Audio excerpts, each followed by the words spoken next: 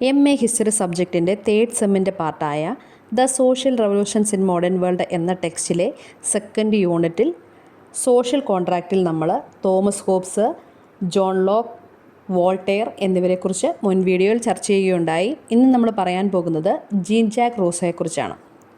Gene Jacques Rousseau, the social contract 1762.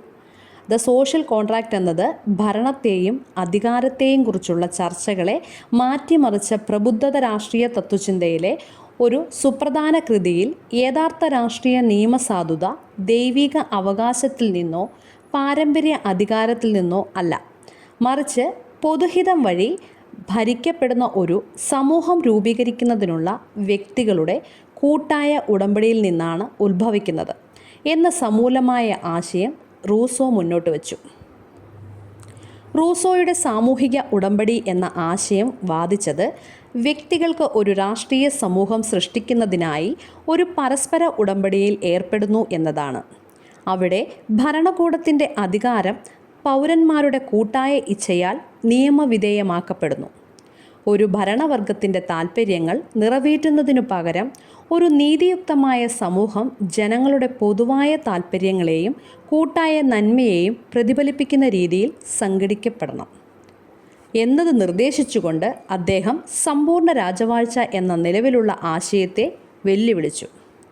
റൂസോയുടെ സിദ്ധാന്തത്തിൻ്റെ കാതൽ ജനകീയ പരമാധികാരം എന്ന തത്വമാണ്.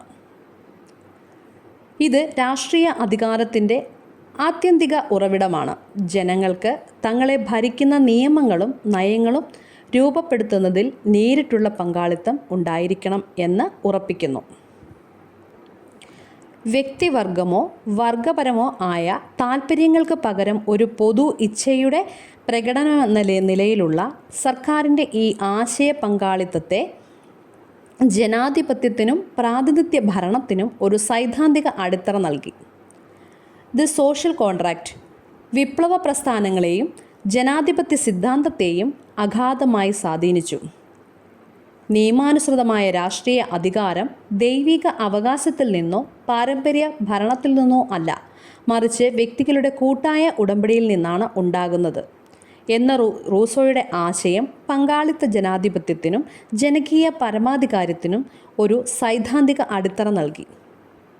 അദ്ദേഹത്തിൻ്റെ കൃതി ലോക്കിൻ്റെയും വോൾട്ടെയറുടെയും കൃതികൾക്കൊപ്പം ഫ്രഞ്ച് വിപ്ലവത്തിലെ പ്രധാന വ്യക്തികൾക്ക് പ്രചോദനം നൽകുന്നതിലും സമ്പൂർണ്ണ രാജവാഴ്ചയെ അട്ടിമറിക്കുന്നതിലും കൂടുതൽ സമത്വപരവും പ്രാതിനിധ്യപരവുമായ ഭരണരൂപങ്ങൾ പിന്തുടരുന്നതിനും പ്രധാന പങ്കുവഹിച്ചു.